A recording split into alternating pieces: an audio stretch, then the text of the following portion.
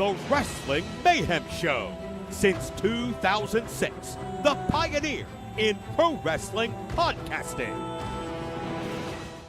This show is brought to you by IndieWrestling.us and IndieWrestling.network for your independent wrestling entertainment. Slice on Broadway, supporting Pittsburgh podcasting with the perfect pepperoni pizza. Just wait, just wait, just wait, just wait, just wait. Wait for the perfect time, then attack. Don't give up what you want, take it back. Wait for the perfect.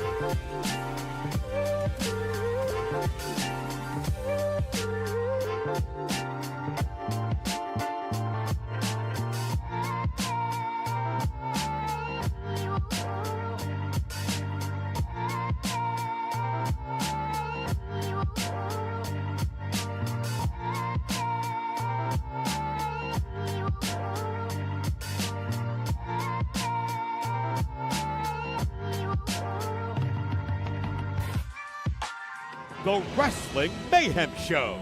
Since 2006, the pioneer in pro wrestling podcasting.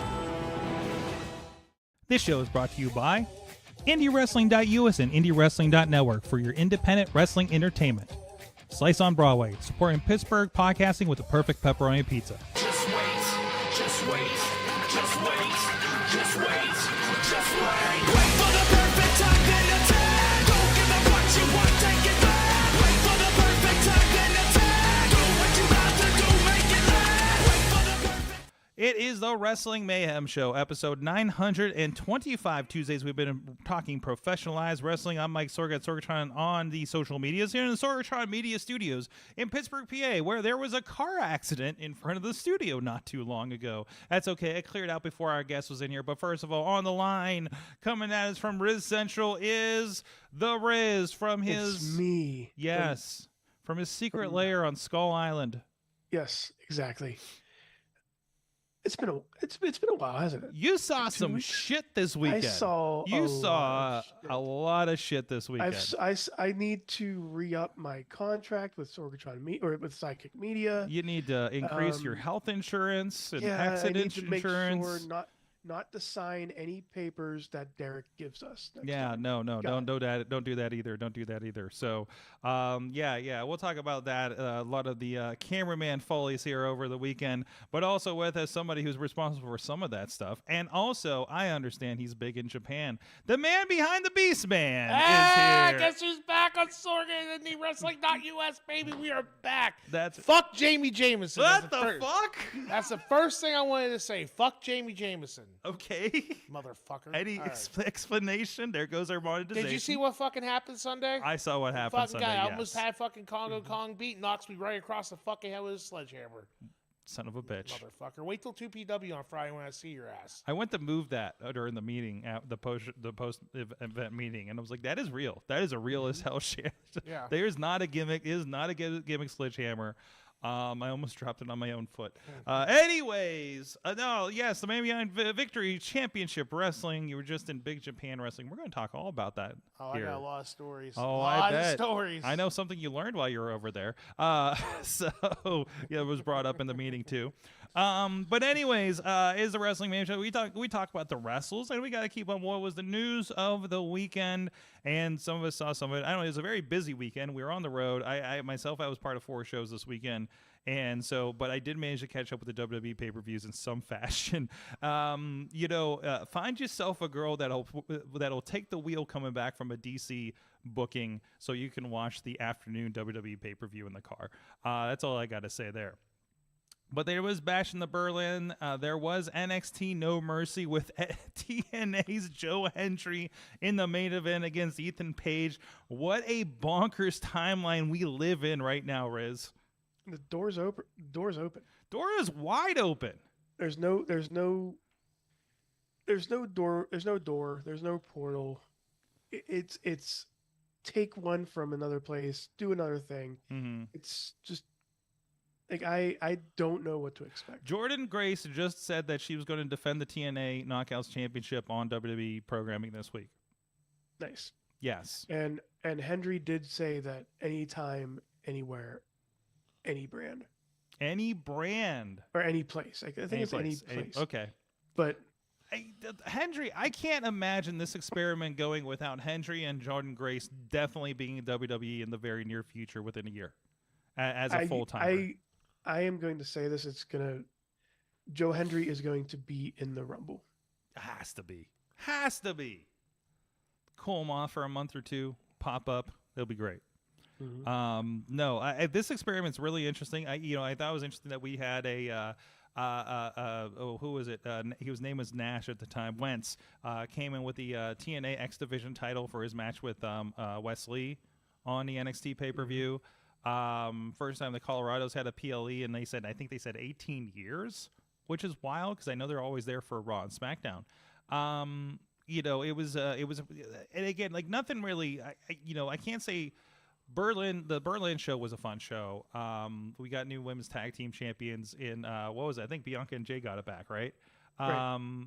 And some good championship matches, but really just stuff that kind of establishes, Cody and Gunther as big champions. Big homecoming for Gunther, of course.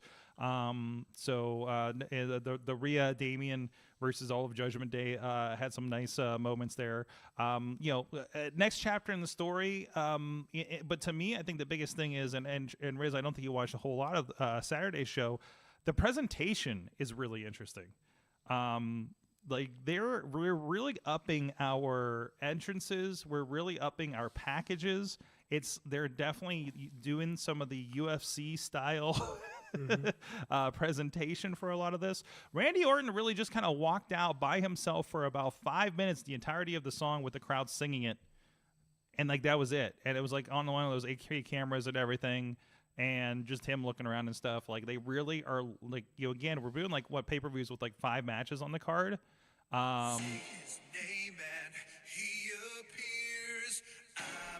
Do it, Riz. Do it, Riz. Oh, there's no claps. No, there's no claps. I wanted Riz. I wanted Riz to do the turnaround. So. Oh, I can't. I have a cord. You have a cord. Oh, you can still kind of done a little bit. A little bit. We can't do the zooms though. We can't do. Can't the do zoomies. zoomies. No zoomies on this. So, good weekend for that. I was told to go ahead and do the YouTube recap of Raw last night. It was pretty mediocre. I mean, the only good thing about the only good thing, and I never say this about new people. Mm-hmm. Joe Tessitore did pretty good at his job. Okay. I was hearing, I'm about an hour in, I'm getting messages from one of our Mayhemers saying, just skip Raw. I want to come on tomorrow just to complain about this guy. And you're saying that he came back around? I mean, he was new. Tessitore, I mean, he's not going to be Michael Cole. He's not going to be Pat McAfee. He has a voice that would at is for sports. He and I believe he started with the XFL. No way. As well. No way. I think he was one of the first ones. Okay. Could be wrong, but not on his Wikipedia. Not as Wikipedia. No. Maybe I'm thinking of something So else. this guy he has a sportscaster background with ESPN. He's done Monday Night Football. He's NBA looks like on ABC.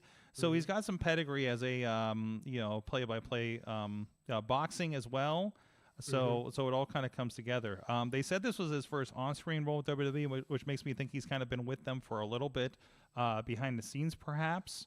So and you can tell he is really he was green. Like I will admit he was green, but it was only slightly. Like it wasn't adamantly bad. He seems to be a Connecticut boy, and let's see, and his reviews announcing Monday Night Football have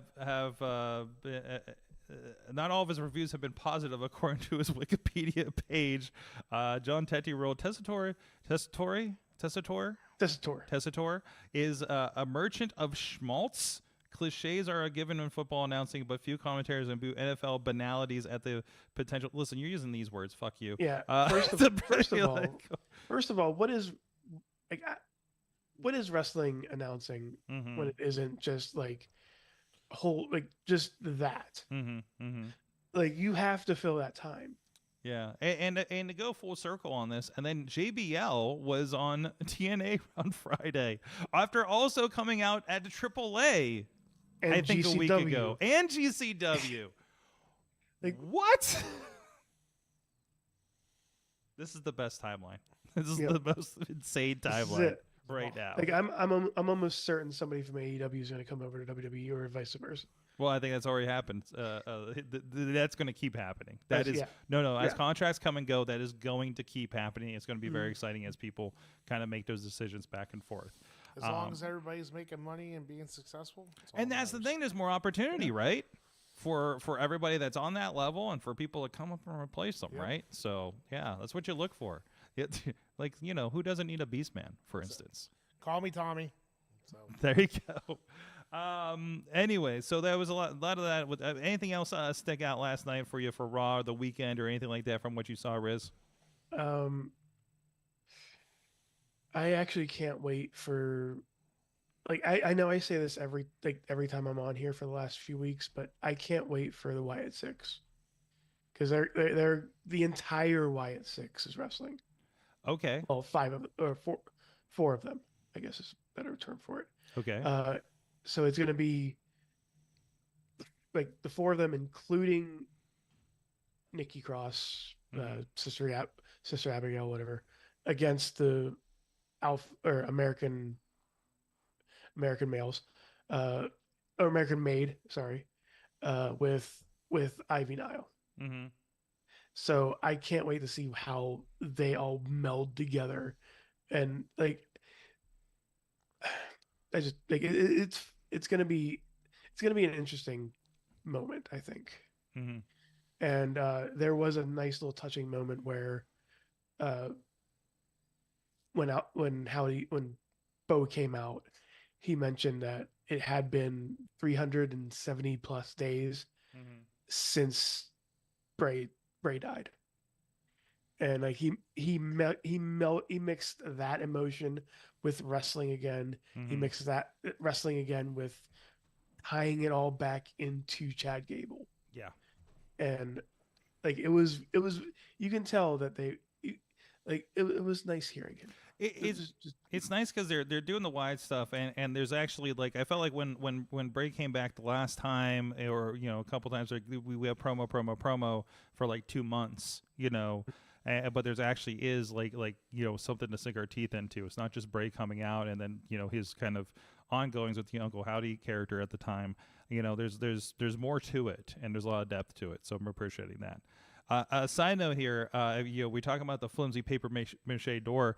The Rascals are in a 3-way tag division contender match tonight on NXT. I'm sure our chat room let us know how that goes with Walker and Ledger and Gallus apparently.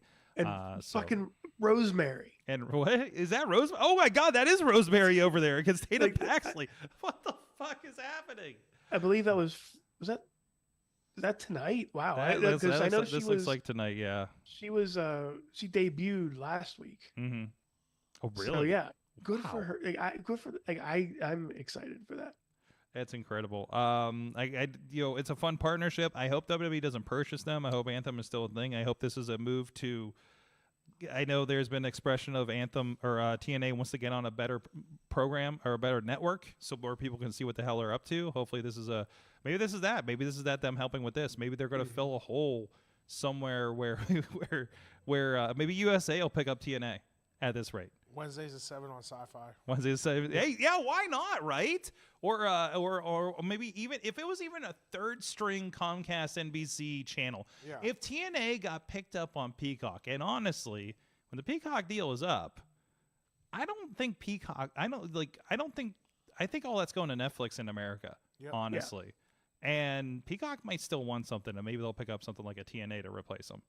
You know, I mean, I can see it. it won't be. They'll get them for a lot cheaper, that's for sure, and still have that content. Mhm. So I've been. And Go ahead. I was gonna say, and we haven't even talked about like I believe her name. I haven't really followed it too much, but Julia, Julia. Yes, Yeah. it's just Julia. It's I know Julia. it looks weird. It's just Julia, from my understanding. But so. yeah, I need to do my research on Mhm. her because I've heard amazing things. She is fantastic. She was at Juniors Weekend last year in Philadelphia. I think that was her first match in America, if I'm not mistaken. And yeah, she's pretty incredible. So unfortunately, it's not easy to watch Stardom stuff. So, you okay with the microphone over there? Yeah, I'm just... There we go. Can y'all hear me? There we go. All right. Oh, we gotta get Beastman on the spotlight here. But in the meantime, I want to give a shout out to our friends over on the Patreon supporting the show. I know we didn't get a Patreon last week. We were really kind of wiped out. Hi, after- Bradley. Yeah, Brad. Get ahead of me. He's on a. Bradley, how's your underwear after this weekend? Did you see that clip? I'm hoping he signed a waiver before he came into the venue, so I don't have to any litigations or anything. Do we have so. a waiver? Do you have a waiver for the fans? They're supposed to be, but I don't know. What? Really? My wife runs the door. What do you Oh, expect? no. So.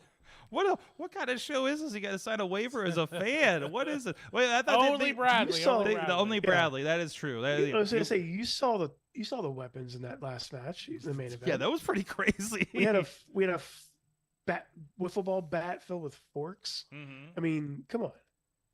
It's been pretty nuts. Yeah. So the leave it to the minds of the of the West Virginia faithful out there.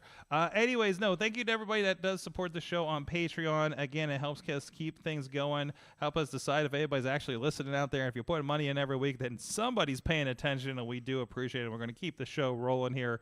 But thank you everybody that does currently contribute. We'll probably have, I understand we are going to have a special return guest, our usual secret person that's banned from the show on our Patreon here after we go off the air here. And of course, we do put out the live feed on the Patreon, so you can see stuff behind the scenes when we go to commercial, and you can see the Patreon recorded live as well. Thank you everybody that does support the show, our friends at the Fan of the Show level. Bo Diggity!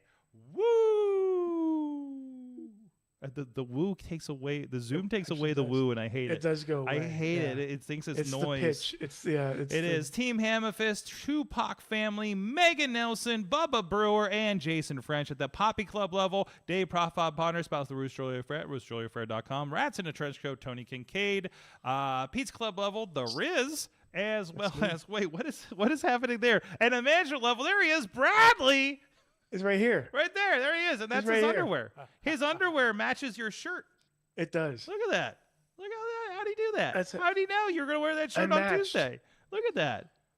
I love how nobody behind is entertained by this situation. No, They're no, just it's like, just- I don't know. they're just right. Like they're they're just right- not yeah, they're just- not yeah. amused by wedging, or maybe they just have some PTSD happening there. And Maybe. also Tina Keys, the mother of dragons, at the manager level. Thank you, everybody that does support the show. I came. Oh, the venue. Actually, Mrs. Beastman is in the chat room and says Oh, fuck. the venue used to make them have everybody sign it. So that's interesting. So Oh, we gotta keep things PG now if the wife's in the chat room. So Fuck. I know. Fuck. Fuck. Anyways, man, the Beastman is back. I guess you're about a month back from Japan, right? What, more or less? No, more than a month. My God, it took me forever to get you here on the show. About a month and a week. A month and a week. You've been back. You've reacclimated. Been busy, and goddamn, it has been good. Yes, you have been. I think you were in Texas. You were in Canada. Did I see a Florida loops in there somewhere? Florida, yep, you saw Florida. I got to this past month has been one of the greatest fucking months I've had in a long ass time. I feel like I am back to where I need to be when it comes to my confidence and where I need to be in indie wrestling. Because this past weekend, Saturday, I was up in Leamington, Ontario, Canada for NCG in front of 700 people. First time I've ever been to that place. Main evented against my boy, my good friend, Stone Rockwell. Action. I'm not going to say every because he'll yell at me if I do. I still have his hat, by the way. He doesn't know I took it with me. So, cat's out of the bag, Nick. Okay. Okay. And then Sunday, we had about almost 300 at VCW. So, can't say anything bad. Indie wrestling's good for me right now. I hope everybody else is. It seems like it is in Pittsburgh. I mean, RWA had about 400 over the weekend. 880 every Thursday night, drawn what they've been drawn as of late. How about, I haven't seen it yet, but I do want to fucking congratulate Max. Oh, sorry. David Lawless and shit. Reese? Yes, Reese. It's been a minute. Sorry, Reese. On their Hour Broadway they did last Thursday. So I applaud you guys on that. Not a lot of people can do that nowadays, so good shit, guys. Beastman, I'm not saying you're going to in the near future, but if you were to do a 60-minute Iron Man match, who would be your opponent? Who would be my opponent? That is the million-dollar question. I mean, we just went 32 minutes on Sunday with Congo Kong. That was 32 minutes? 32 minutes. Man, no wonder we went over. Yeah. Hey, blame a certain Super Oprah. No, who was that's late getting to the right. venue, That's so- called stalling. Yes, we stall for time, as Mick Foley would say. Mm-hmm. Yeah, that is a great question. 60 minutes. Who would I go 60 minutes with? There's only one person that I know I would want to do it with, and that would be, and I can't believe I'm going to say his name, Patrick fucking Hayes. Because you know he's going to walk around the ring Yeah, for 30 I of was it. gonna say. I just wanted to Yes. Yes. You know what? If there's two people I like to do 60 minutes with just to test my skills. Mm-hmm. Bill Collier, Spencer Slade. Mm. I think I could do it with them. They just had a match with each other. I know. constantly, too. I watched the match and I was blown up within the first 30 seconds by watching it. But if I could pick two guys that I could go 60 minutes, I want to go 60 minutes with, it'd be them. There you go. Bubba Brewer, I know you watch the show. Come on, Bubba. Gonna put that out there.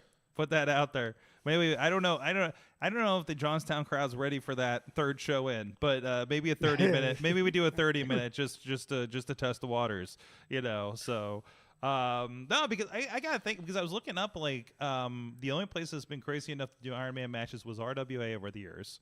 Most of them were last decade, and I think they did 2 30 minutes and 1 60. And I didn't, respect to the workers, I don't think it came off as well as even last Thursday's did. So like I was amazed. I didn't think 880 was ready for an Iron Man match. Nobody. That's the great thing because everybody's so used to 10-minute matches. Yeah. In and out. Bananas. But I don't know. I haven't seen the banana yet. So Yeah. It's popular on our YouTube. It's weird. It's like Britt Baker and Banana Man. Hey, whoever it draws, you know what I mean? Yeah, there you go. So what we need is Britt Baker versus Banana Man. Then we'll break the freaking internet. That's what happens. So one thing I've like just by seeing, because like not a lot of fans that are, and especially this day and age, will probably never get to see a 60-minute match like live. The last time it was on pay-per-view was Danielson and MJF like last year. Well, they just did 60 minutes, near 60 minutes. MJF and Ospreay on TV last month.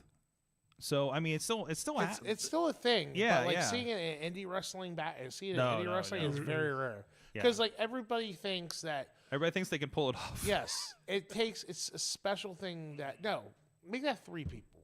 Okay. That I want to do 60 minutes with. Another person, Sam and Oz. Has to happen. That will happen. It can happen.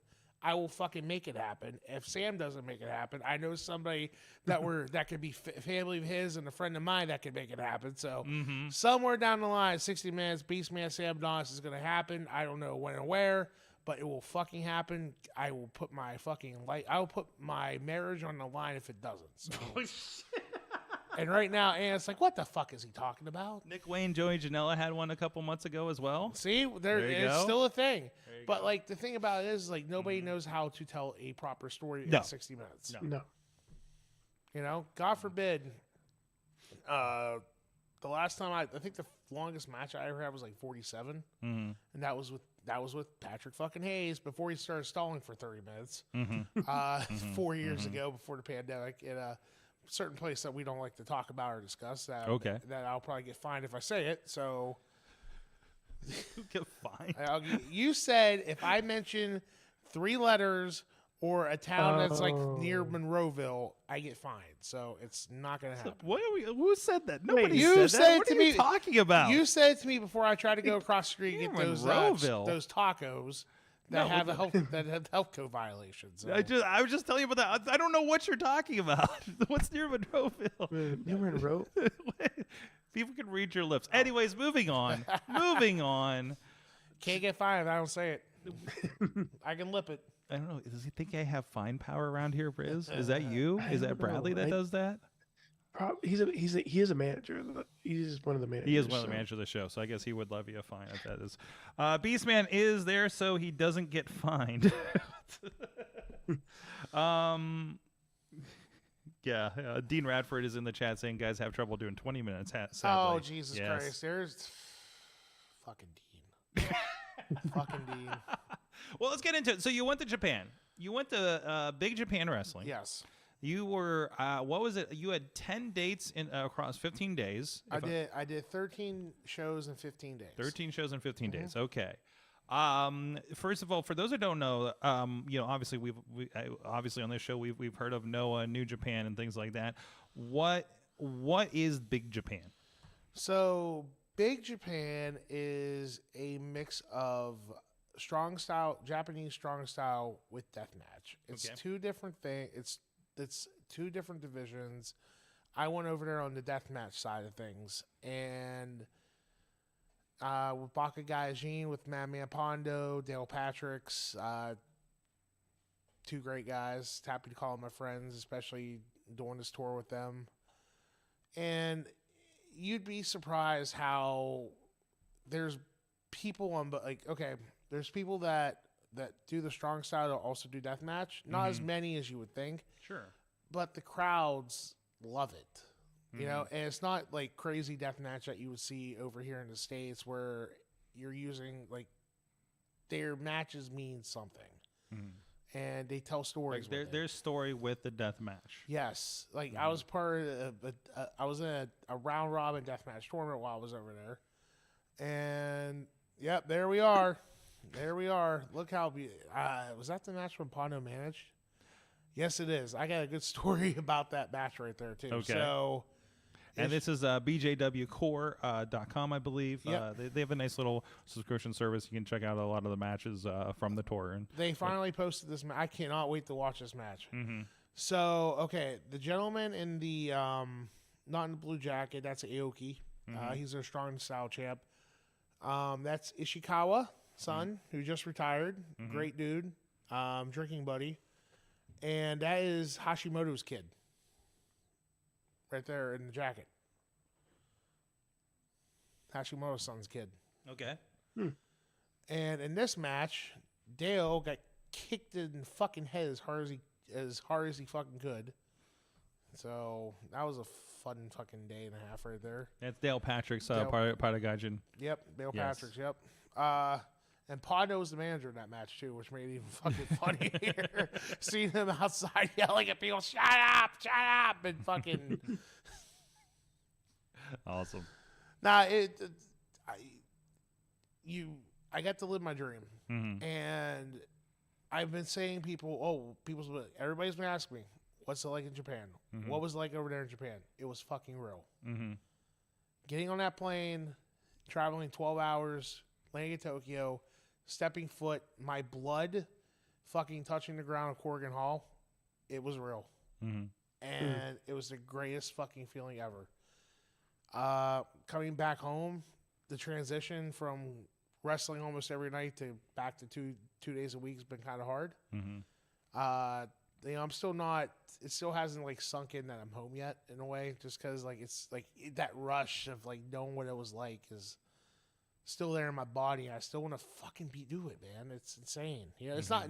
And what I mean by it is like just if you ever get a fucking opportunity to go, appreciate it because they appreciate it over there. It's not like over here in the States where it's just like, oh, it's just another fucking show. No, they respect the sport. They respect the people that come over. They treat you respect. Every person, even though I can't fucking understand what half of them fucking say over there, they will still like. Okay, here's an example. Okay, we did 4 days in Sapporo, and it was the second day. I was walking there. It was like so. They took us to the hotel from the bus to the arena. There's a gas station, a Family Mart right down the street. I go out, and these two guys get out of the car, and they're coming right over to me. I don't know what I'm like. Let's fucking go. Thinking they're Yakuza. I don't know. What the fuck. I was gonna say it's Yakuza. Yeah, I'm like, who did I what did you do? That's what I'm trying to think. First thing, no, and they pulled out a picture of me, and they wanted me to sign it and take a picture with them. Yeah, like was not expecting that at all. So that was cool. I got recognized at a train station, couple gas stations. You know, on our way to Corrigan Hall, we stopped and got recognized at Family Mart. That was, they know, the fans know who you are before you go over. Yeah. Mm-hmm. You know, I mean, I literally was promoted 3 weeks before I went over there on the tour, and we were packed out every night. The first night the bus ride from Yokohama, because that's where the dojo is, to Hokkaido, the island itself. You were on like the northernmost, like that Sapporo region I always hear about. Yep. Yeah. And and it was a 27-hour bus ride with a 5-hour ferry in there to the first show. Non-stop. They go non-stop. And everybody helps us. And that's another thing. There's no, I can't help with the ring, I'm going to be late. Everybody helps. Yeah. Like, as soon as we got to the town, get out of the bus, go fucking get the ring, get the arena ready. Yeah. Everybody does it. Even Pondo did it. And he's the man over there. Yeah. So when it comes to like a team effort, everybody helps. And that's something that I wish more people over here in America would do. You know, I mean, ever since I've been home, I've been more, I'm not using my vet card or anything like that, but I've been more like helping out with tearing down and stuff after a show. Cause like, I mean, like we got jobs and shit, but we can't get there early to help out or anything like that. But I do the best I can. Yeah.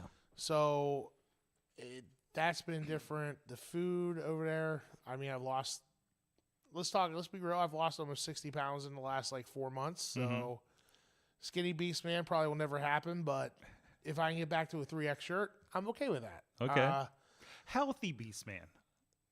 Healthier Beastman. Ask my wife how healthy I am. I eat Taco Bell 3 days a week still. So I saw you go for that taco stand that has the consumer alert over yes, there. Yes. You're very excited about it. Yes. Can you post the picture I sent in the group chat?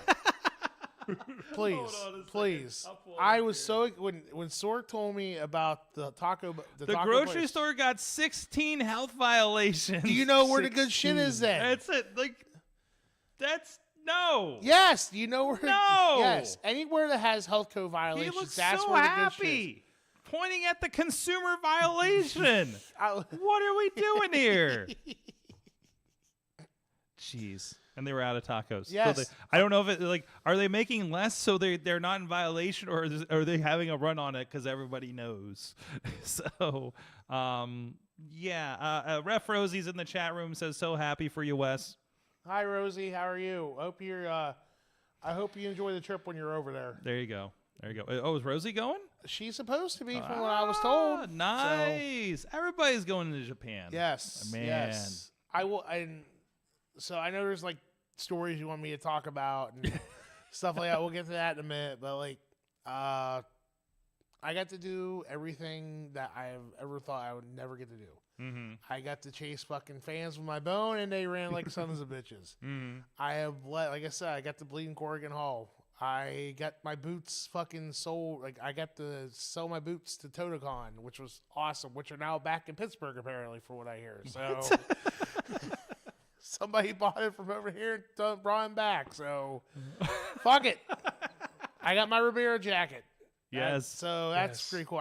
The steak was pretty good. Yeah. So, everybody wants to go for the jacket. I wanted to go for the food. They had a steak challenge. I was wanting to do so fucking bad. We don't. They're like, no, we don't have not enough steak for him. I'm like, like I mean, there has to be some pull to get wrestlers to go there. So the steak has to be good. oh yeah, it's What? Not the history, Riz, of it? I mean, yeah, the history too. But what are you gonna do when you sit there and talk about the history and then go home? No, I you're mean, gonna have steak. there's steak. It's a steakhouse. so inside Ribeiro. I got pictures I'll pull out later. Like they got pictures of inside of all the guys that were there, and they got the jackets, signed the photos, and all that stuff. Like it's a fucking little mini museum in itself right there. So it's pretty cool. They have a Capital Sports jacket from Owen Hart over there on display. So yeah.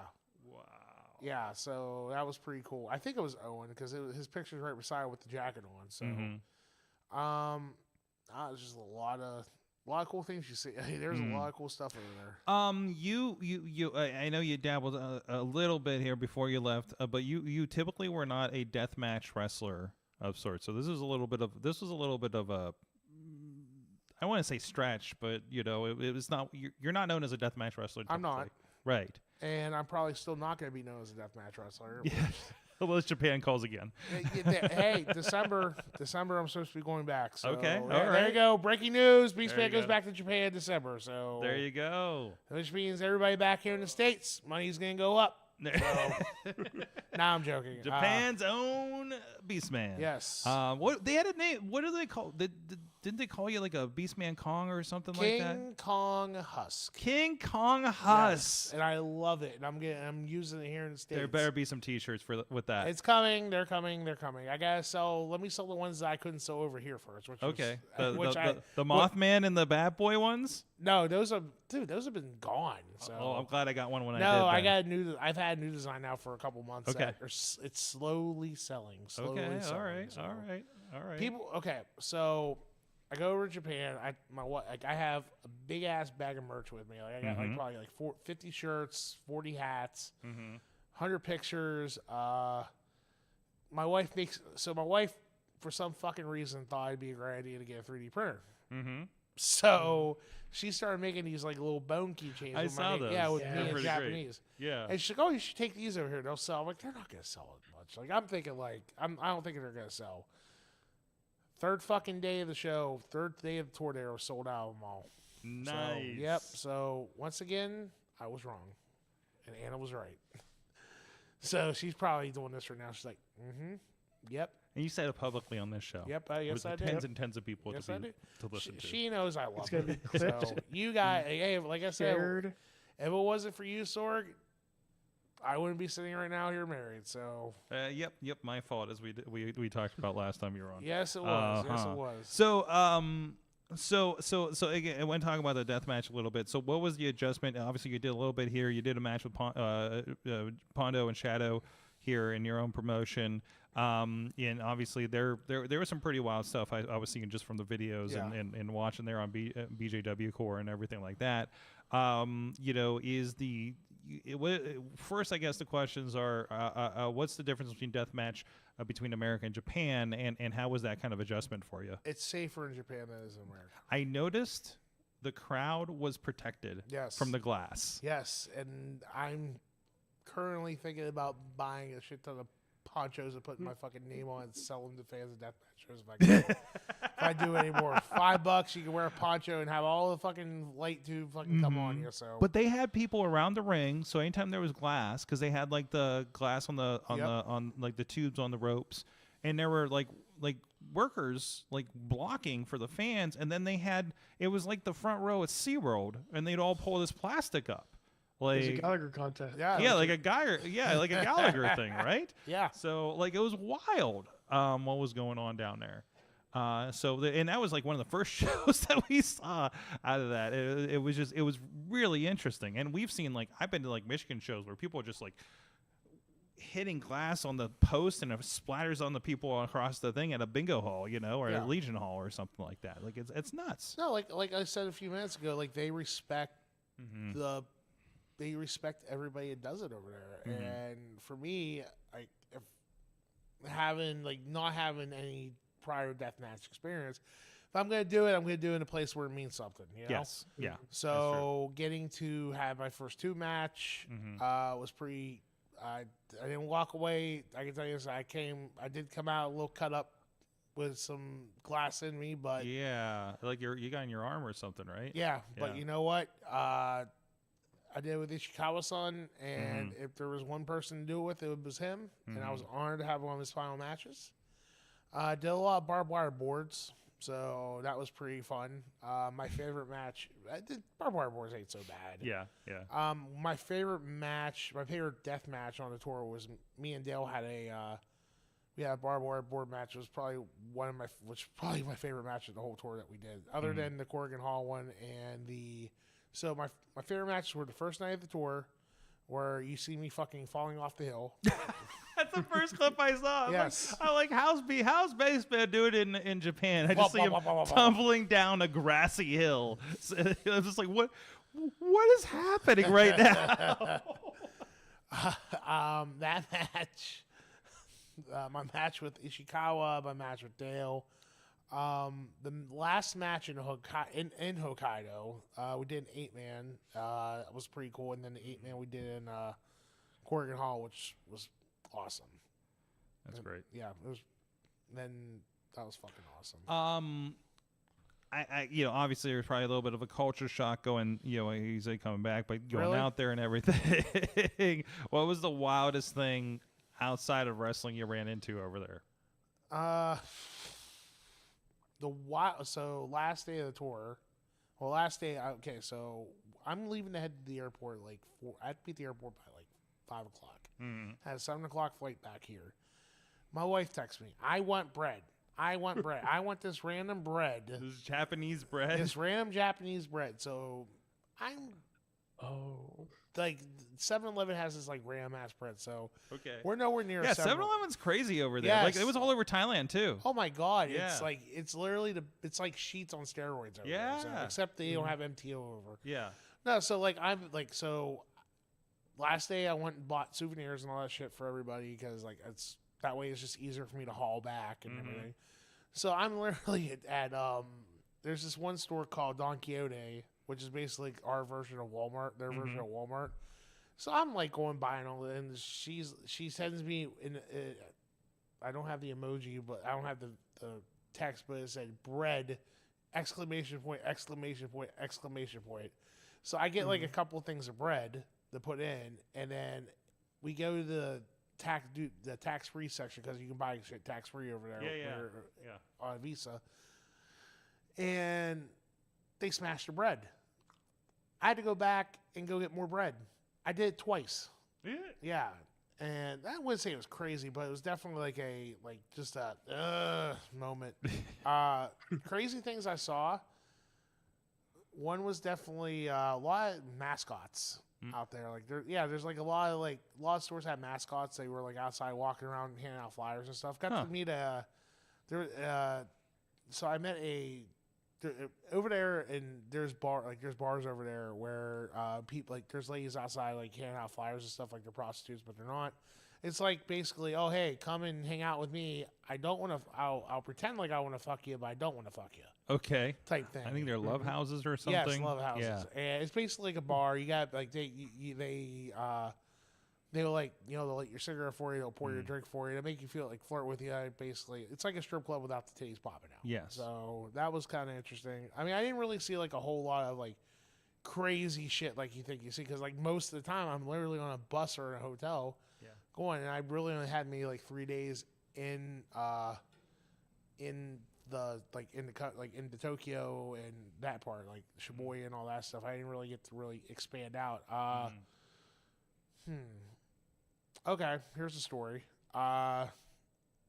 me, Dale, Pondo, and Seozawa. What are you laughing at? Go ahead. No. Go ahead, just respond.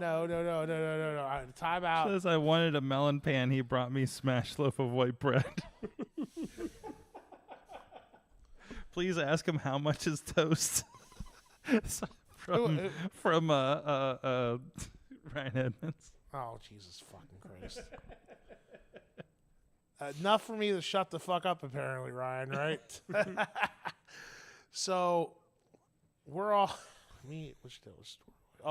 so it's me, Dale, Pondo, Seozawa, who designs, like, all the shirts, like, for, like, all the deathmatch guys over there. We're at Denny's, and we're having beer. They sell beer at Denny's in Japan. It's great. I have to use the toilet. So I ask, hey, what is the Japanese word for toilet? And hold on a second here. I got to pull it up real quick. I got to remember the word. While that's going on, tell us what's going on in the chat, Sorg. I am telling you what's going on in the chat, dude. It was just still talking about toast, apparently. The Japanese word for toilet? Yes. Nope, that's just in Japanese. I can't pronounce that. Okay. So Say gives me a word, so I go up and I say the word, and they're fucking laughing, and the lady's looking at me like fucking I'm crazy. She's like, huh? And then, not knowing, they told me jack off in Japanese, and like everybody in the restaurant's laughing, even the fucking cooks. So Pondo's like, Wes, shut up and go straight back that way, as Pondo would say. In his Kentucky accent. This dawns on me. This actually dawns on me a little bit this weekend because Pondo was at your show Sunday and in the meeting and talking and stuff. And I'm just like, he is the most like Kentucky guy, and he just rolls into Japan. Yeah. It's so wild. Mm-hmm. Like, so I really don't have like a lot of like, I know everybody's expecting like crazy stories about the rats and all this. There wasn't any. I literally was on a bus, went to the hotel, back on the bus to the show, back on the bus. They don't let you get in trouble over there. No. Sapporo for my birthday. Okay. Everybody. Okay. I'm celebrating my 38th birthday in Japan. I just main evented the show on my birthday. It was fucking awesome. Like Pondo and Dale and Redacted came out, gave me a cake. Everybody say happy birthday to me. I'm bloody. I'm eating the cake. We get out of the apron, and this kid just comes up and starts eating the cake with me. I have blood on my fucking face, and there's blood on the cake. So if he gets hepatitis C, it's not my fault. So that was fucking interesting. We go to Sapporo. Everybody's saying, "Oh, we're gonna go out and have a good time." Well, you know what we did? We went to a steakhouse, and then we went bowling. That was my birthday. Nice. In Japan, Just like being back home. it was. But you know what? I got to celebrate with awesome people. Yes. So like celebrating with Dale, celebrating with Pondo, celebrating with Kamatani, celebrating with Shetty and Jordan and. Jordan's from New Zealand. He was one of the guys. Gene's over there. He was there for 3 months. Like they bring guys over every 3 months to like help, like in the dojo. They stay in the dojo, help the dojo tour with them, which is awesome. Shreddy's from the UK. Shreddy's awesome. Ready, Shreddy, go. Love Adam. Yeah. So Miyamoto, like Redacted. And his girl, like they all came out. It was a fun time. Like it was just cool to be able to do that for my birthday in another country. You know, That's awesome. Now I will say I did pull off the greatest bowling trick shot ever by accident. Okay. So in Pondo, still fucking can't believe I did this. So up on the lane, I go to shoot. My foot gets caught like sticks on the approach. So I throw my ball. And the ball literally goes in together in the other lane, okay? Bounces out, rolls down, I get a strike on the opposite lane. Nobody, like, it's a once-in-a-lifetime thing. Yeah. Pondo is just like, how is that possible? As I'm sorry, Pondo, I know it's a terrible impression. It's just how I talk when I talk to people, when I tell stories. So you know this. It's a West Virginia filter of a Pondo impression. I get it. Yes, it is. So well, a lot of fun over there. So and again, people can see your matches on BJW Core. You gonna ask me over about there. the steak? I'm waiting for that one. No, actually, no. There was a question. Don't forget the bloody bones The bloody bones. Who was that from? from Mrs. Beastman. Oh, I know what she's talking about. Okay, so I'm over there. So people are buying the bone keychains, Yeah. and they're handing me. They're like, they hand it to me, and they're like pointing at my head. I'm like, what? And they're like, blood. I'm like, so they wanted me to put my blood on the fucking bone. Mm-hmm. They give to them. So I'm like, and like, here you go. And people were posting on Facebook. Like, someone posted on Twitter about it. Like, so happy to have this shit. Like, it's fucking insane the shit they love over there. I love it. So you're just like handing your DNA out to fans. Yeah. Somewhere, if somebody wants to grow a Beastman over there, a Japanese Beastman, they can do it. They have grow a Beastman. Yes, they have my blood. Well, so much to talk about. Like I said, you were saying you've done so much since you come back, but I also want to talk about what's going on, even with your own promotion, because you seem to be one of the wild times that we have there. I brought the wild and wonderful from Japan to West Virginia. God, jeez, you did this time, scaring children and having cameramen alike, and having lost children found at our venue. Oh my God, we should we should hold on to that for Patreon if you don't mind. Stick around till after. I will stick around. So we'll talk about lost children on Patreon. Riz, make sure we remember that.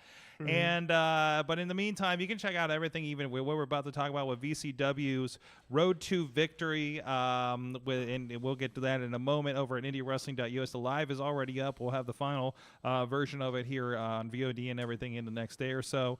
Of course, RWA's Renegade Rumble, which involved our own Matt Carlin somehow. If you're on the video version of this show, you're going to see what happened at RWA, and we have special. We're going to debut some special footage of the aftermath of what happened to Matt Carlins in the Renegade Rumble on the video version of this show. I haven't heard from him yet, so I'm a little bit concerned about this. So we'll find out. But we do have some footage that was submitted. We'll have that on the video version of this show. This is the second time that one of your camera people is involved in a wrestling match. Sorg. Well, no, this is like the third time at RWA that somebody was involved or assaulted during a wrestling match at RWA. So this has become kind of a thing. This is why we need to unionize. Of course, indie wrestling unionize. Against me or against our? I don't know. We'll talk about it. Case Jesse Ventura. Anyways, so we have that going on. Again, you can go for free over on the YouTube or over on the network.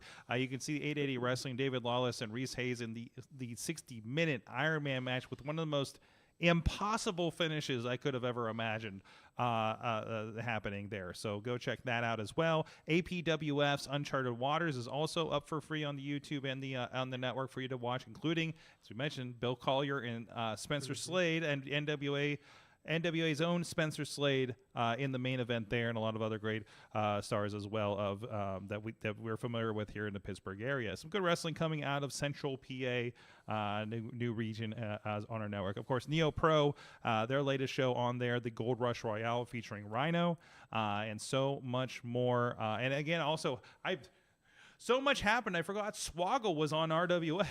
So go check that out. That was a fun match. A lot of clips are on our social media from that as well. Go check it out, IndieWrestling.us. Like I mentioned, one thing on IndieWrestling.us is VCW's show from this past Sunday, Road to Victory, which involved the 30-some minute last monster standing match with the Beastman and Congo Kong, amongst other calamities. Gory and Pondo, Super Opera as part of the Fans Bring the Weapons match. There was a TLC match in there, possibly too. The table was mostly broke this time that I'm aware of.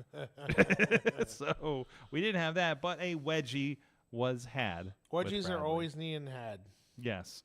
So So obviously, you guys are on a little bit of a hiatus now. You got a trophy room show coming on. We needed one. We needed a break. You need a refresher sometimes. Yes, we Listen, do. I've seen a lot of promoters get burnt out, and just like, hey, maybe you pull back a little bit, do less shows, space them out a little bit more.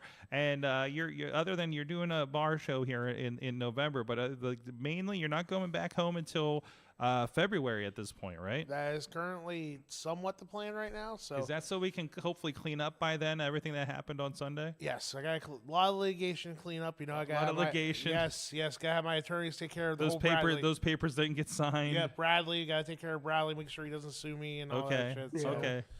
Now I wanted. There was a lot on Sunday. There was a shit ton. But you know what? I wanted to go out with a fucking bang, and goddamn, we went out with a fucking bang. That so. does seem to happen. Like I feel like twice a year, like we just have these I quote unquote overbooked shows that just have absolute madness going on. I know we had Glenn Spector on the show a couple of times here, and I remember he started off like as in the audience, and I think it was the day where there was the evening gown match with 2 mountain men, a mime, and a pirate. Yes. And like I'm like, you can't write this shit. It's just the people that were available, and here's the match, right? Like things like that happening. Like it's so wildly impossible. And then you do have things like you do have Pondo and Shadow coming in and doing these crazy matches, and doing things that you don't really know about before they go out. Yep. Like, hey, why does Pondo have a light tube? Should I know about this? It's kind of I did not know situation. I that. know we were talking about it. I was like Pondo's Pondo. Pondo does what he wants. what's about to happen? Oh shit, I'm in West Virginia, so literally anything. I love how you sell that, sir. That's a great selling point there. Like, welcome to West Virginia, where literally everything that should and shouldn't will probably happen. Yep. So, welcome to VCW. You need a tagline like that. It's you have the House of the Renegades, you have the last Wild West of professional wrestling at RWA. They have a great bit of monikers over there. Like what is maybe there's something we work on for February. What is the big tagline to get people to VCW? You're in danger, or Expect the Wild unexpected. and expect vicious. the unexpected. Expect the unexpected in VCW. Yes, absolutely. Yeah. So here's what I'll bring this point up real fast. Sure. And obviously, we're gonna take a small hiatus for the rest of the year because I don't know. Like, one thing is I don't know what's going on with Japan. That might be leading to a full-time thing. I don't know. I hope it does. If not, it's okay. But like, I got so much going on on the wrestling side of things myself. I gotta like put my priorities in order. Like, there's a lot of stuff at home I'm getting ready to do coming up that I'm not ready to discuss yet. Don't worry, everybody. We're working on it too. So if anybody wants to know, there's no baby Beastman on the way yet. No. We're working on it. So she's gonna fucking kill me when I get home tonight. I know it. So. Wait till I put the clips on social media. That's fine. That's fine. No, like, just a lot of stuff going on. Personal lives, sometimes you gotta put wrestling aside. It happens, a little absolutely. Bit, So I had to put you've seen me how I was back in May. Mm-hmm. I was a miserable fucking prick when it came to this shit. I was stressed out. We almost. I'm not ashamed to say it. I was maybe an hour away from shutting the doors down for good. Did not care. Just because of everything going on, like everything that was going on. But we regrouped and we came back better, in my opinion. We came back better. We put on our A game the last 2 shows. We almost packed out we almost packed out Bishop on Sunday. We were close. February, I'm hoping to pack it out, and we're gonna keep it going. I have People wanting more, that's for sure. That's definitely what we're trying to do. And like, so Sunday, we had a big show. We had everything under the sun plus the kitchen sink. But you know what? All we've got is positive feedback. Maybe 1 or 2 people ain't too happy with how the thing went. Maybe went a little too long. That's just how people want to bitch. I don't care. Hey, it's a moving target. It is. To You do a live show. You can't please everybody, Sorg. There's a great tweet that Effie put out the other day. It was like, oh, are you mad because the the orchestrated stunt show that we put together in 2 hours didn't go in completely to plan? It's like, it's just and on top of the people late, car problems, et cetera, other like outside factors, that happens at these shows. It's like, no, it's not. Like, that's really weird. Why did they have this person come out instead of what was advertised? Well, there was probably a reason. Card subject to change. Card is subject to change. Shit can happen. But you know what? I feel like it ended up being better than what it was. Absolutely. So much that you literally took the house down here. At a certain point. Yep. Oh yeah. By the way, like we only had one speaker for the rest of the show, if I'm not mistaken. I didn't realize it was. Yeah. Oh, and there goes the set. Oh, there goes the set. Oh, look there's Eamon. There's Eamon, and there's my hand in the background. There you go. There you go. Oh, there's Merlin. Hello. I actually hadn't seen how this looked on the other side because I was too busy wondering what was happening on my side of things. So looks pretty fucking good to me. So. Yeah. So there you go. There's the part where you just took down the entire set. But think about that though. How often do you see that fucking happen at shows? No, not. I've been going to shows since 2006. Mm-hmm. Never happened. You know what?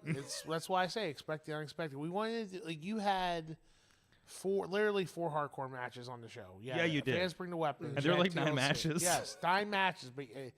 But like I said this morning, every match I watched the show back. Every match was different. There was nothing same. Nothing was same. Nothing was the same thing. That's true. Yeah, like 2 of the matches went outside the ring and shit. Like went outside into the crowd, but we did different things. It wasn't the same shit. Oh, absolutely. And even Gory kind of stepping in on the Pondo match. I still want to see Pondo and Super Obra someday in the future, though. It will happen. You got that. 2025, that match will definitely happen. We're not done with that. Definitely not done with that. That's good to see there. I gotta get some more chairs though. After and the worst looking thing that happened, other than Wedgie, was an accidental thing. I know Oprah took some barbed wire to the arm by accident, and we got a close up of that damn thing. Yeah, it was terrible. Just to let you know, just to let everybody know, I did talk to Super Oprah on the way to the show, on the way here tonight. She did tell me that she did put a maxi pad on the cut, and everything's going to be okay. Oh, good. That's good to know. Yes. That's good to know. But it was that was a heck of a thing too. It was a big blow off. You got new champions in the tag team champions Saturday Night Special. We'll have to have them on in the near future too. We definitely got to invest in a GoFundMe for Super Oprah to get new fucking tights. Yeah. They're starting to expose a little bit, aren't they? So looks like there's a bullfrog in there. I can hear it ribbit right now. Wow.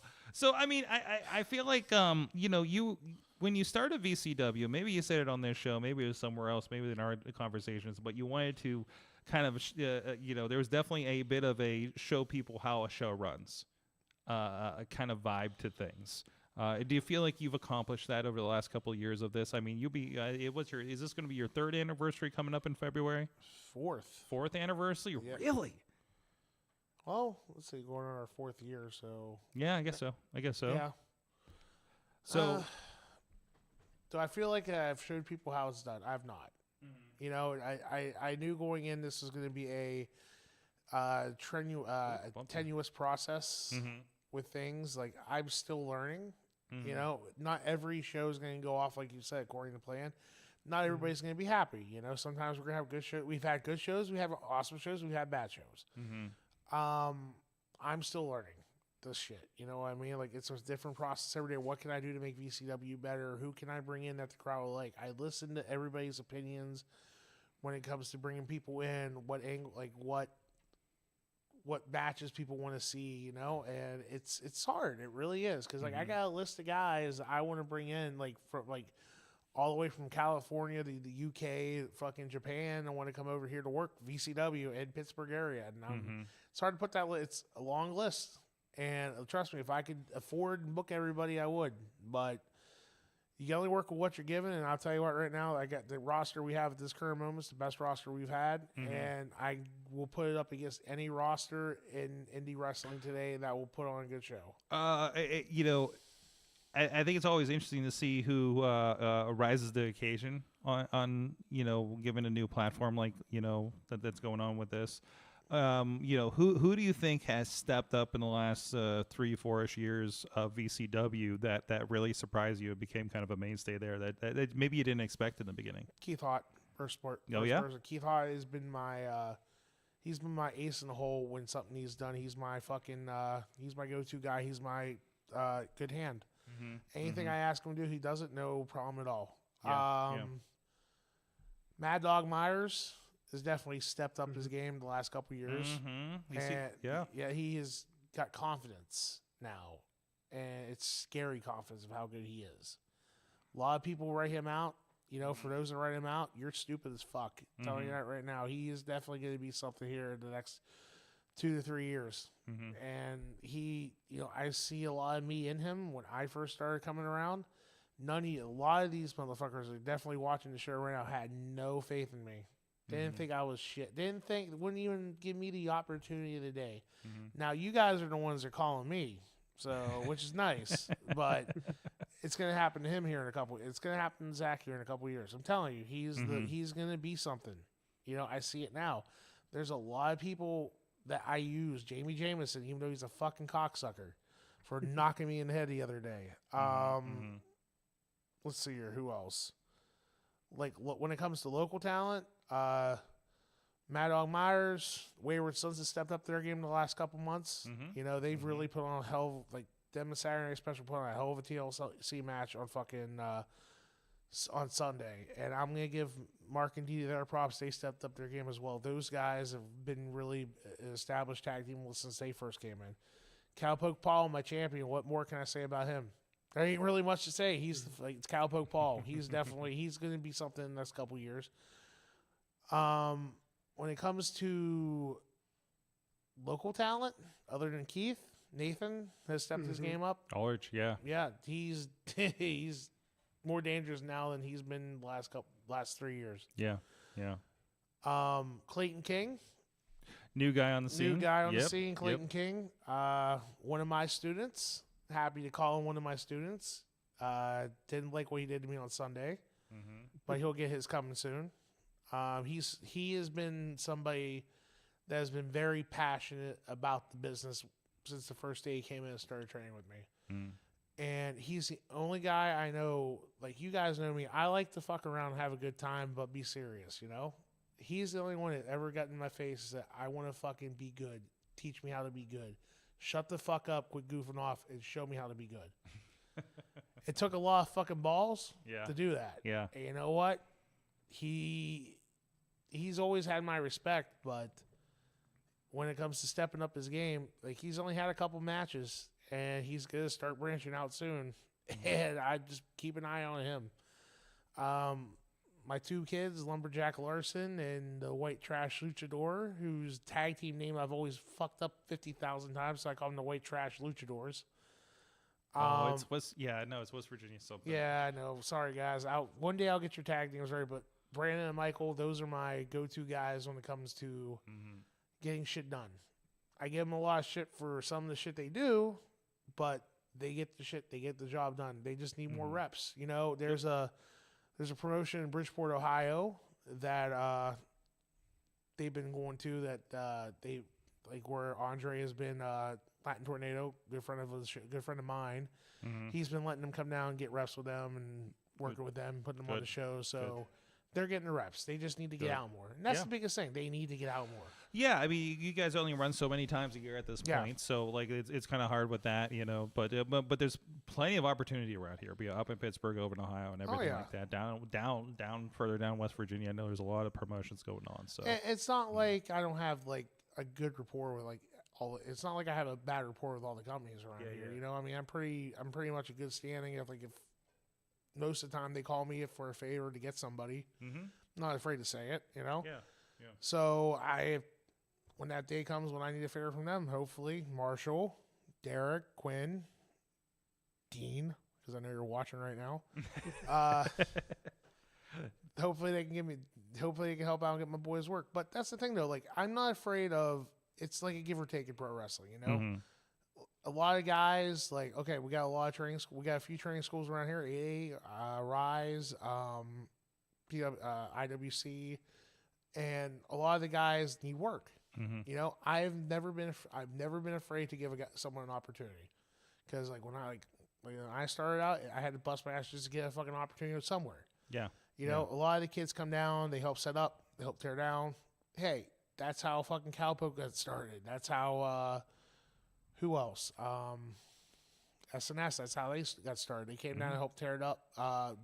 Pastor CeeLo. Haven't used Pastor and haven't used CeeLo in a minute. But he's doing a lot of stuff. He He's doing is. some He's great stuff with busy. Exodus. He's got a busy. belt somewhere. He's making collections at Neo Pro. So he made like $30 at ringside last time. Yeah, He's doing pretty good. That's a better pay than a lot of guys. I know, get, right? so. Like, good for him, man. No, and he's been doing a lot of stuff with Pretty Boy Smooth up there at NWA Exodus as well, getting a lot of exposure. I know he's a part of the big show we did a couple weeks ago with them on the NWA page and everything like that. Yep. So, like, no, everybody's getting out there getting opportunities. It's really cool to see. A lot of people getting they're getting their payoffs these days. It's wrestling's a better place now than when I first started. When it comes to like everybody helping people out, and I think it's a great thing, you know. It's just getting to the point now where it's starting to become too much. And what I mean by too much, but in a good way. In a good way. Yeah, but to way. manage it, I understand. Yeah, and there's only so many spots to fill a place. Like, trust me, like I said earlier, if I can have 10 or 12 pre-matches every show, which would be too fucking much now, which we already have. But if we could do it, awesome, just to be able to get people a look. You know, I had a guy come up to me in Virginia 2 months ago. He asked me, just in general, what can I do to get to the level you're at? To me, I'm a humble guy. I don't ever claim to be on any level at all whatsoever. I don't look down on anybody. I don't look above people. That's not who I was. That's not how I was brought up. That's not how I treat people in general. Yeah. You know? So the best advice I gave him was just like, you got to let the opportunity come to you. To get seen. That's you can do all the things in the world, but once the one person sees you, you're off to the moon. And that's what happened to me. That's the biggest thing. You know, you never know, especially we're live streaming things on the pre-shows, things like that. You never know who's watching. We know a lot of eyeballs are on what we're putting out there on YouTube, you know, and maybe if the numbers don't look like they're crazy in the thousands or whatever, you all need to take one person that sees your stuff. You'll be really surprised. Here's a may have. prime example. I got booked, me and Lee, before Lee got signed, we got booked. Lee Moriarty. Yes, Lee Moriarty. I always call him, or Julian. What? So. Okay. No, Lee and I got booked in in Vegas for this 2-day round, this 2-day tournament, which had EC3, Davari, Hammerstone, and all these guys. For a guy out in the UK, guy saw me in Rhino, saw my match with Rhino. That's how I got booked out there. My match with Hammerstone, the guys from MLW saw that. That's how I got signed to MLW. That match there. So it's just like one thing leads to another. Yep. You know? Yep. My match with fucking Mike Bennett. That match got seen by one of the guys at GCW. That's how I got my opportunity at GCW. So still one of my favorite Beastman matches was you and Mike Bennett. That's my all-time favorite match. That was Forbidden Door afternoon across from the United Center. Every year, he's done this now for the last 2 years. Every year on the day that match has happened, he always reposts that match. So I love Mike Bennett for that. Makes me, I mean, it's cool for guys like him, for a guy like me, to see him do that. Especially when we growing up, getting into the business, he's one of the guys I watch, you know what I mean? So it's cool. It's really cool. That's awesome. Beastman's with us here, VCW, and also his lead stint, Big Japan Wrestling. Check it out, bjwcore.com. When we go to break, yes, can you pull that match up? Because I want to watch that match again. Which the one that you pulled, that 8-man tag. That 8-man tag, I don't know. I have to go find it again. But it's on your account. I don't know if I'm going to be able to find it again. Anyways, but we are going to go. You guys are going to find out what happened at RWA this past weekend. And we can find out what happened to Matt Carlins. You're going to see this on the video version of the show. Where is Jim LaMotta right now? Where is Jim LaMotta? He was in one of the chats earlier. So, you know. I got a name. Jim paid me $50 to name drop him. So, Jim LaMotta. All right. There you go. There you go. That's the only way he's getting on the show lately, right? So, okay. All right. Well, we're going to see what's going on with that, and then we'll be right back in a few minutes here. We're going to see, I think there's a AEW show again this weekend. Is the taco stand open across the street? I'm pretty sure it's closed by now. Fuck. Sorry. All right. Sorry. I don't it's think all right. I'll just eat some slice on Broadway. There you go. There you go. We'll be right back in a couple minutes after this. Cameraman. What? Matt Carlins, the cameraman. What? Entry 19.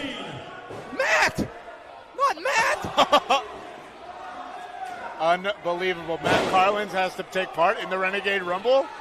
Yeah. Take off your headphones, buddy. No, he's going to keep his headphones on. That's a good, I would take a legal object. I'd take anything. If the guy, please, wait. What the hell is this? Wait, Crash Jackson's going to, wait, did Crash get eliminated? I think Crash did.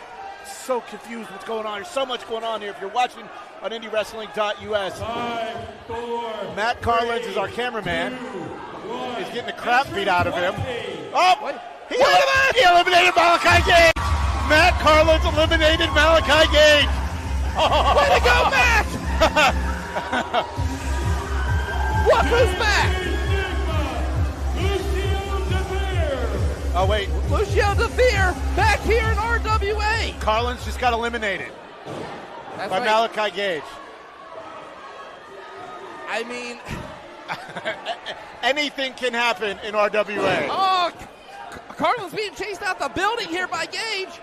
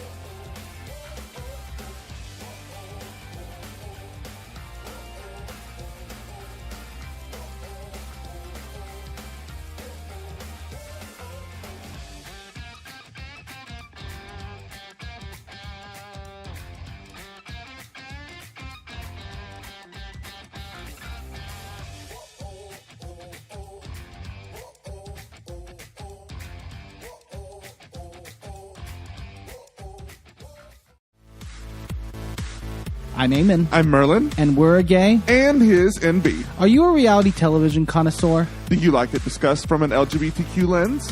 If so, A Gay and His NB is the podcast for you. Hear us break down all your favorite guilty pleasure reality shows from Bravo, Drag Race, and just about everything in between. Listen to A Gay and His NB on Apple Podcasts, Spotify, or wherever you listen to podcasts. For mercy, you're all alone, unable to handle the pressure of forced mortification. Now let the torture begin.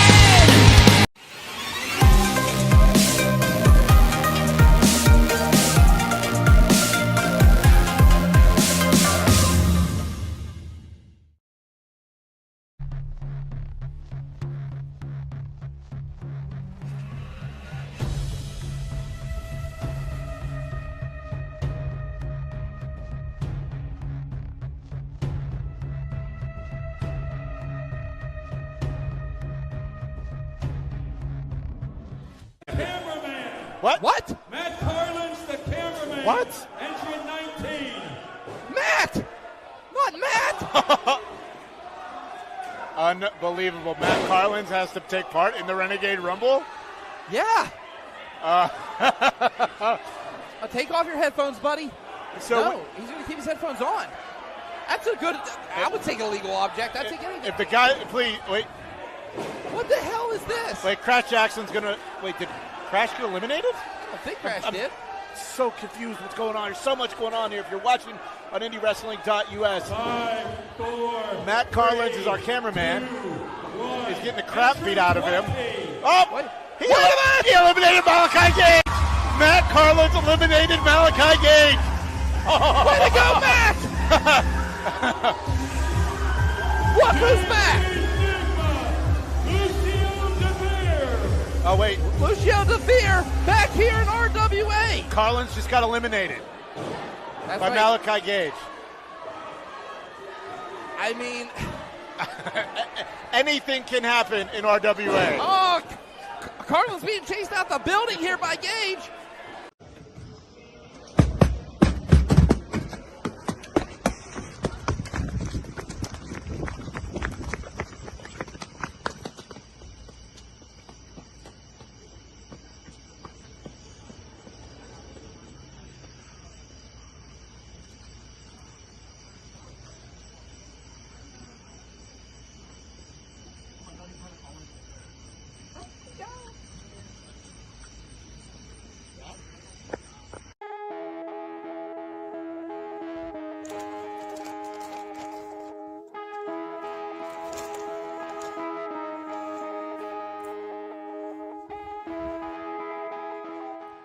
We are back, Wrestling Mayhem Show. The Riz is still here. I'm here, and I was talking about my fantasy football team. Oh, yes. Fantasy football.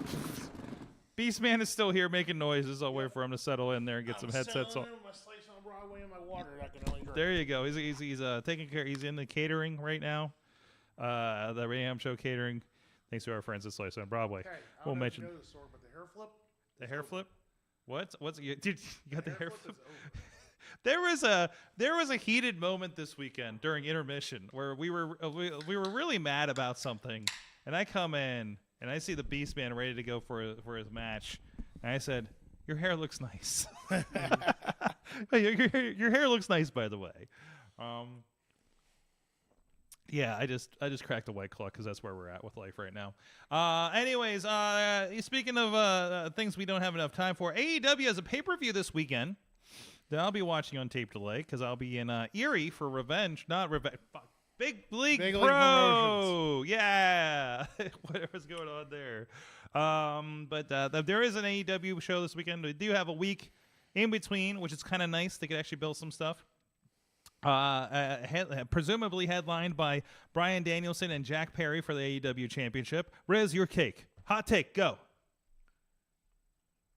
Yeah. That does seem like a little bit of a nothing match.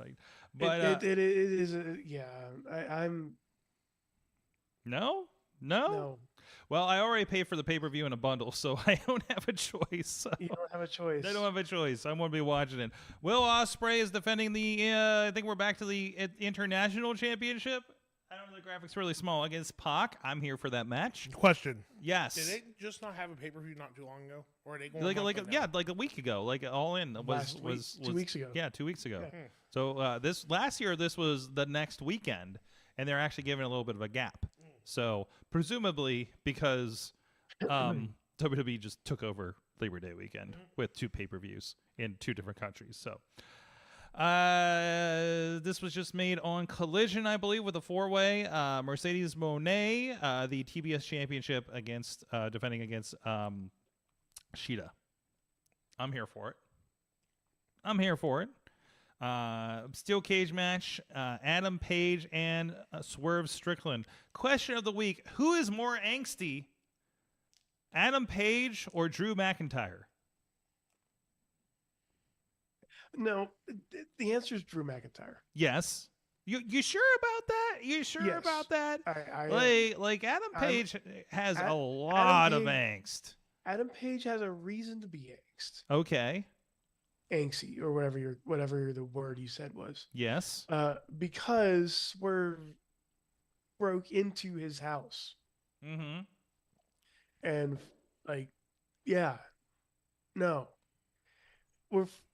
and Drew is angsty over a title a title and CM Punk's bracelet.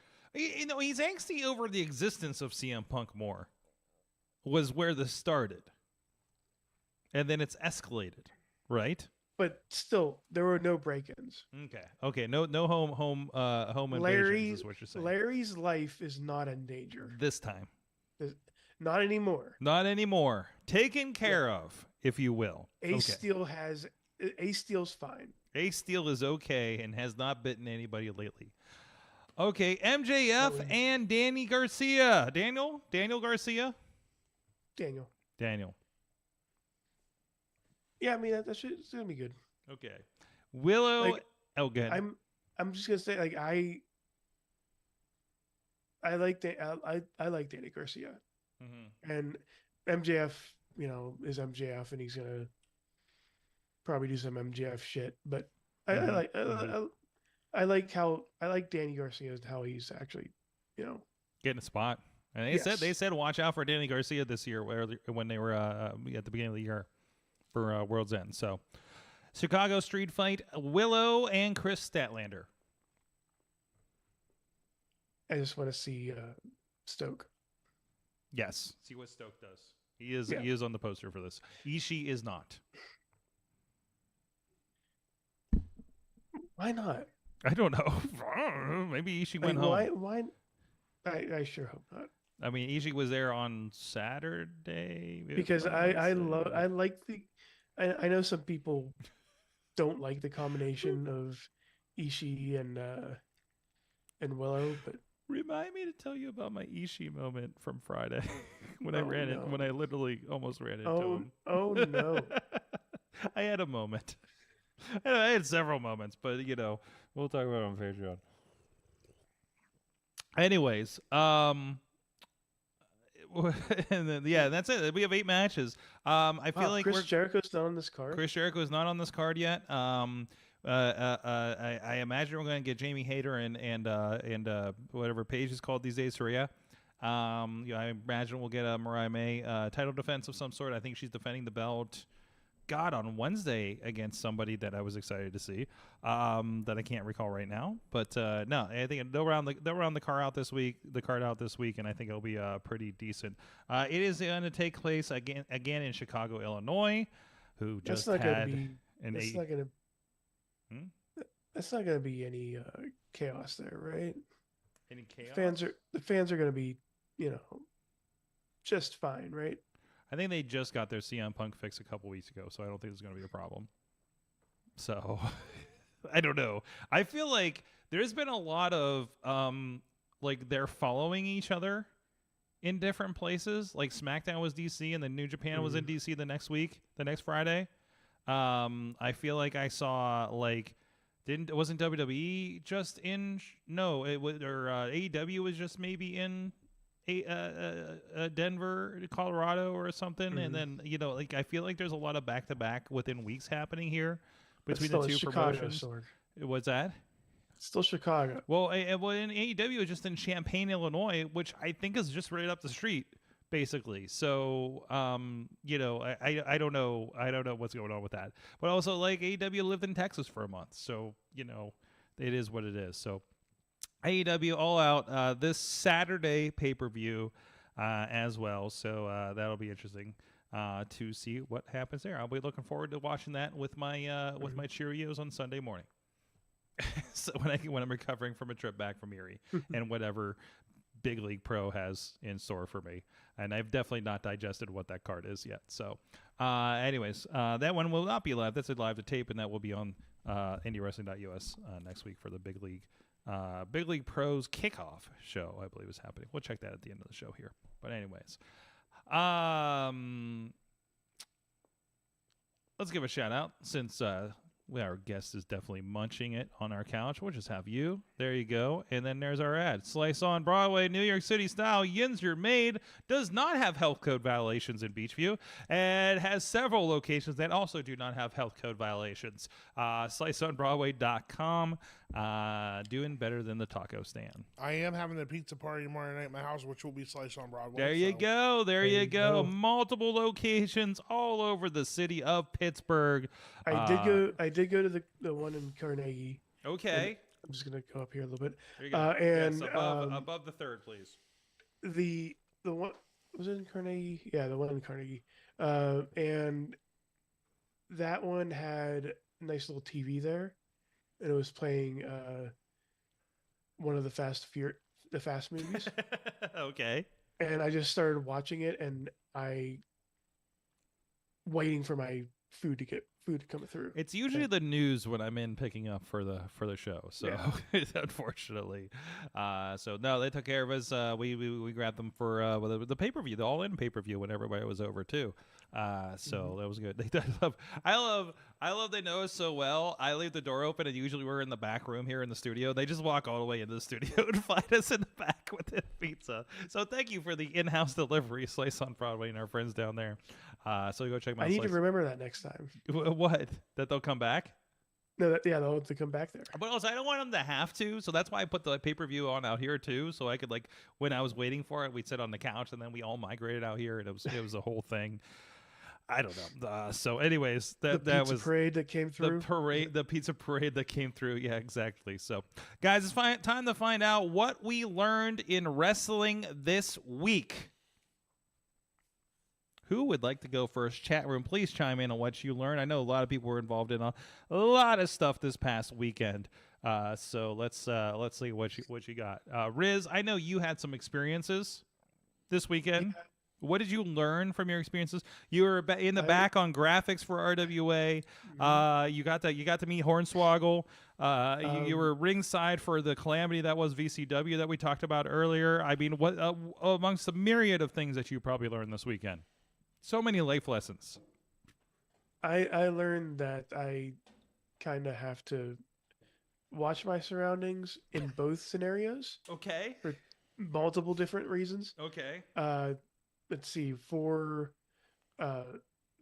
VCW, when at the end of the match, there was the one part in the end of the match for the Gory and Madman, where I had to make sure that I knew what was happening, so I just decided that the camera person next to me was out of the way, so I'm just trying to push her away a little bit. I'm like, go. And making sure that nobody's in that line of sight of the tube. That was, yeah. There was that one. And then also, this goes out to Hornswoggle. I'm sorry that I didn't get to talk to you as much because we were in the middle of the production. And yeah, it is a very big production. You gotta explain yourself on this one. Yeah. I'm like... it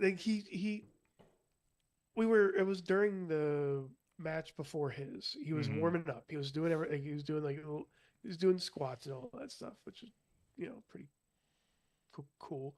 But he comes over and he starts talking to us, and we're trying to do the show, and I'm like, yeah, and I feel bad about almost snubbing Hornswoggle at that moment. But you were busy. You were working, busy, but he's Hornswoggle. Yes, I know. He's Hornswoggle. Chachi wanted to put him in a baby Bjorn, okay? What? What? Oh, I shouldn't have said that.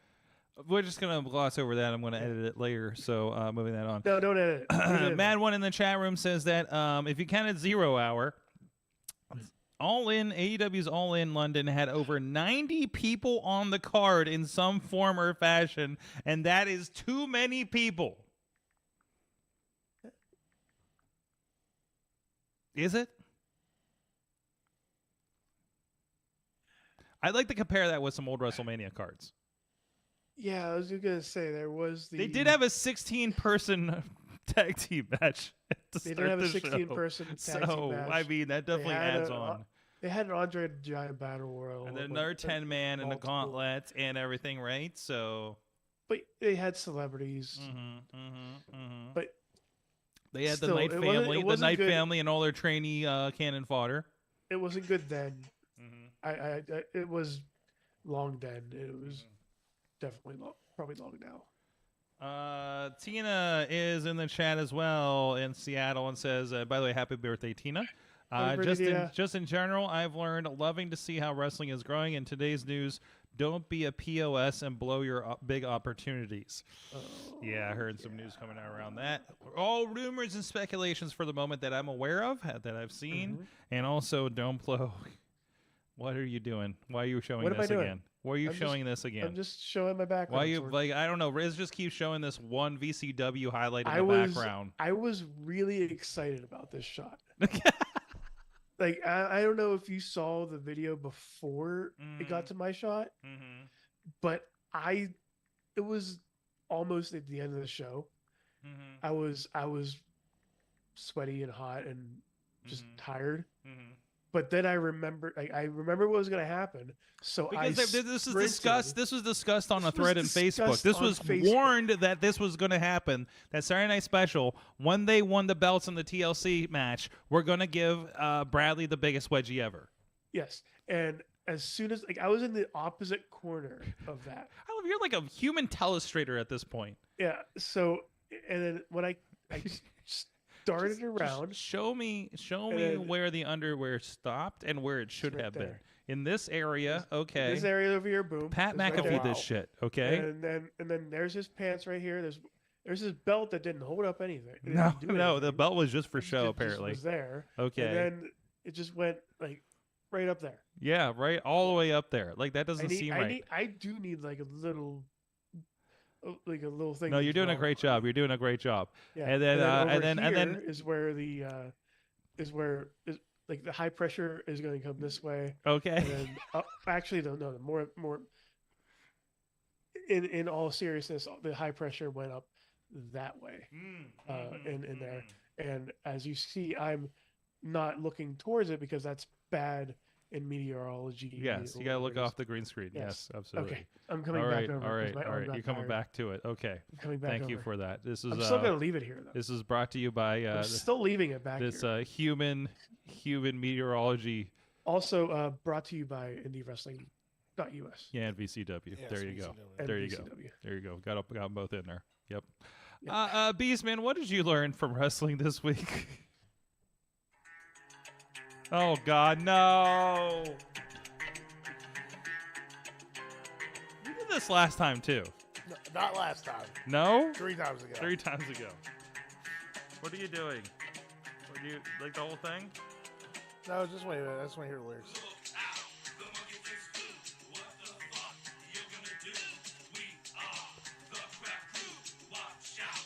I'm going to take down my own video.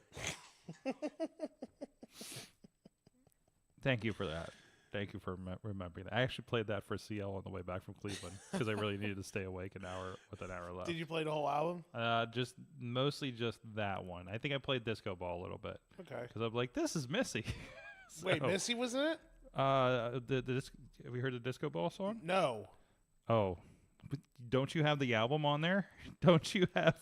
This is for afterward on Patreon. What did you learn from wrestling this week? I learned that Missy was in a rap song. That's what I'm trying to find right now. She wasn't rapping or anything, but she was more background vocals. What did I learn from wrestling this week? Thank God. I learned that Bockwinkel is the universal sign for a lost child now at VCW. So if you ever hear that, you know we have a Wait, what was it? Bockwinkel. Bockwinkel? Yes. All right, I was gonna say this for Patreon, but what the hell? So if you could pull up our match real fast from the other day. Okay, all right, give me a second. All right, we will go. Keep talking. All right, so we can extend this real quick because my wife just texted me pizza party. Well, obviously she doesn't know what plans for tomorrow now. Okay. Surprise.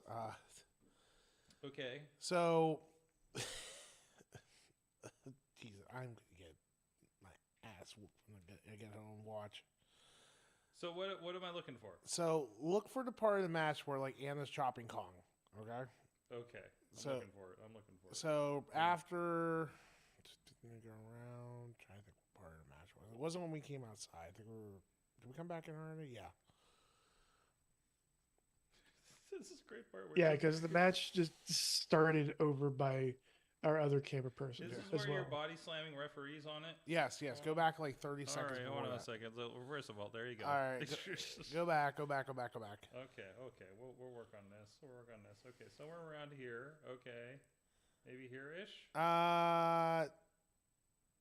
Yeah, I think so right here. Those people So look really concerned in the corner, though. yes, they do. So you see that girl right there sitting like right there? Yes. Apparently she was a lost child. She's a lost. Yes. Okay. Well, hold on, go back about 20 seconds. Go back 20 seconds, about yeah. 20 seconds. I don't know. As you guys can see, we got a packed house and wherever the fuck we're going to call this place. All right, so not there.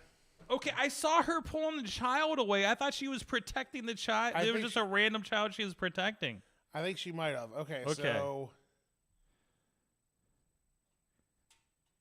Hold on. This is where you're going over the rail. Big guys going over the rail. Okay. There you go. You're massacring. This is why we don't have a DVD table anymore, by the way. Well, you killed the DVD table off of the show. I'm trying to get those exclusive digital downloads. Okay, all right, digital downloads. Yes. So exactly. here comes Anna. All right. Why the Shops, fuck you guys. She's like, why the fuck you have me do this? As you can tell right there. And then she's like, I'm not now. So we go into the fucking. Yeah, I felt that later. And choking with it somebody's merchandise. Yep, I think that was Glenn's. Okay. Because we were like trying to figure out whose merch table we're gonna destroy. So sorry, Glenn, yours is right there. Yeah, that was the fact shirt. I remember that. Yep. And there's my mother-in-law just like howling, beat his ass, knock his head off. Mm-hmm. So while that's going on. Okay. And wait, do we see the child like come in? I don't know. At some point we're here. Trying to figure. We're trying to. Are we? No, the lost child is right there. Okay, I see her in the back. She's in the back. Okay. Yeah, no, that's not them. Okay. No, there she is. Yeah, she's sitting right there next to Cole. Yeah. So what's the story here? We were looking at this. Sorry, audio. Apparently, before I went out, there was like some girl ringing the doorbell, and she's like, and some guy's like, yeah, this lady doesn't know where her parents are. Or apparently she lived across the street or whatever. Mm-hmm. So while that's going on, you're tearing up the. We're tearing up we're tearing up the venue trying while the show's going on. I'm just. So this child is like lost her parents. Oh no! Go back! Keep that clip on. Keep that clip on. We gotta watch it again. Here's so where it got. You come over. You grab Cole. Yeah, Cole is like, not now, not now. The man behind evil ways. And there he is. And drop him on Congo Kong. Okay, and then grab Josh and body slam him on. No wonder he turned later in the night and gave up refereeing at VCW. And there's Anna just like it's okay to the small child who we don't know who. Yes. Apparently, then the Terrified. cops. This is like this kid is going to remember this day for the rest of her life. And apparently she lived across the street and her parents went to the store. So okay, that's what I got. Okay, so the poor lost child got a free monster show, if you will. So that's what you learned. You just attract lost souls in wrestling and life at this point, right?